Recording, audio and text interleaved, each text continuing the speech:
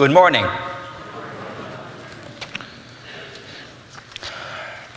We name this Sunday the Sunday of the Last Judgment because of the gospel reading that we hear on this day, on this, the second Sunday of Triodion.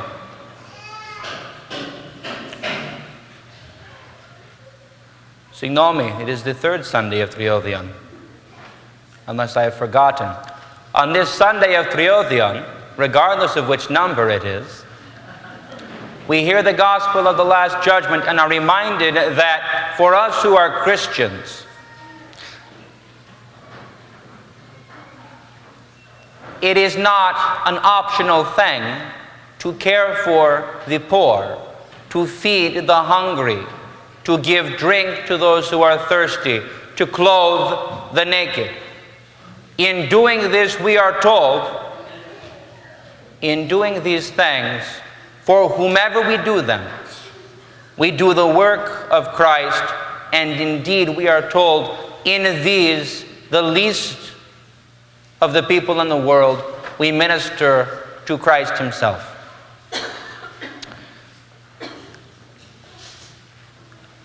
We don't like to talk about care for the poor. When we see the homeless people come by, we are leery, we are uncomfortable, and often with good reason. And yet, this discomfort, this concern for our safety, this concern even that we do not cause them further problems by enabling further sin, is not an excuse. It cannot be an excuse for us to neglect their care. It is for the wise among us, those with discernment, or rather it requires wisdom and discernment from all of us to see how to approach these matters in a way that is loving, in a way that is Christian, and in a way that serves the Lord. The time of Lent, in particular, is set aside for us to give especial care.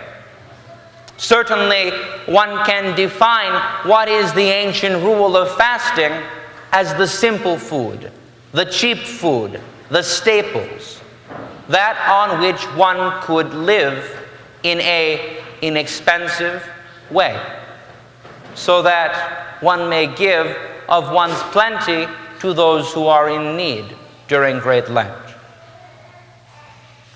Setting aside what we eat, this period is a time to give more to those who are needy.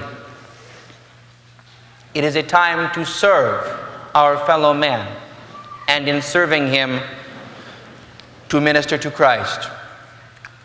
Again, I urge you to pay careful heed to the words of the gospel, for they are far more eloquent than anything I can say. If we minister to those who are hungry and who thirst, Christ says, we do it, we minister, we care for him, and if we do not, then we have neglected him. And this is something for us to pay careful concern to, because it is possible to sit in these pews every Sunday, to come to every single service, to do everything right from the outside, and yet if we fail to love our brother, whether it is the one sitting next to us into the pew, or the one who comes knocking on the door asking for a piece of bread or a meal at McDonald's, as we are in the church. Again, I do not say that we should not and must not be discerning. There are those among you who know far better than I the realities of those who often come asking for food. But this is not an option. This must be at the center of our life and our fasting and our prayer and our experience of this great Lent.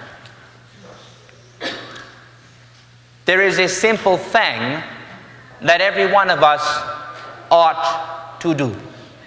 And I am ashamed to say that I myself only did it 3 weeks ago, 4 weeks ago, recently. We have in the parish the Philoptochos Society. Now, the Philoptochos Society can sometimes be seen as just a club for the older women. And God forbid, but at the same time, thank God, it functions in that way. It gives a place for those very often who are bereaved of their husbands, whose children live far away, to gather and to have some parea. This is not all that they do. They have funds which they disperse for the care of those who are in need here and throughout the United States and indeed throughout the world. They are behind the scenes of every event, of every service, of everything that we do in the church. Behind it you will find a member of Philoptochos. You will find a pious Greek Orthodox woman who is making sure that the church can continue to function as it ought. Everywhere you look, you will see the work of Philoptochos. And if you do not see it enough, this returns us to the beginning. Because if we do not see the Philoptochos being sufficiently active, the fault is not theirs, it is ours. Something I was not aware of until those 3 weeks ago was that who is eligible to be a member of Philoptochos? So forgive me, and I will read to you from the membership qualifications. Full membership is for women of the Greek Orthodox faith of at least 18 years of age, and they are eligible for full membership in the society. We know this, no? But associate membership. An associate member shall enjoy all privileges of membership except the right to vote or hold office. That's good news. We don't have to go to the meetings. But those who are eligible, a non-Greek Orthodox woman who is married to a Greek Orthodox man. I know we have some of you in our midst. All Greek Orthodox men. We have many of you here today. You are eligible to be members of Philoptochos. And a non-Greek Orthodox man married to a Greek Orthodox woman. That is to say, if you are connected to this parish in any way and are over the age of 18, you are eligible to be an associate member of Philoptochos. What does it mean to be an associate member? It is simple. It is small. $30 is what I paid 3 weeks ago, 4 weeks ago. Who can tell me? Someone gave me the receipt. To become a member of Philoptochos. What does this mean? This means that I am supporting annually in a tiny way, God willing, in a larger way. In a tiny way, I am supporting the work of the ladies Philoptochos. I wish and desire and am dedicated to seeing it advance. And there is no reason that every single one of us should not equally become, at the very least, an associate member. I am sure we have women in the parish who have not ever been a member of the Philoptochos. And for you, there is still more. We know you're busy. We know that it may not be possible to come and to participate in the meetings, to cook the food, to do the things that are done. But at the very least, you can give a small amount. $30 is a pittance. But from the 200 people that we have in this room today, from the 200 more who you will talk to later today, that becomes a much larger number. A number that can be given to the care of our people who are in need, that can reach out to the needy in the community, that can enable us as a parish with wisdom and discernment to care for the Lord's people, to fulfill the requirements of the gospel reading today.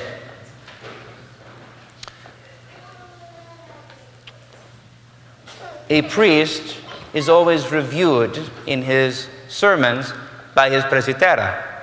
And the one thing that my presbytera says every time is, tell them something specific that they can do.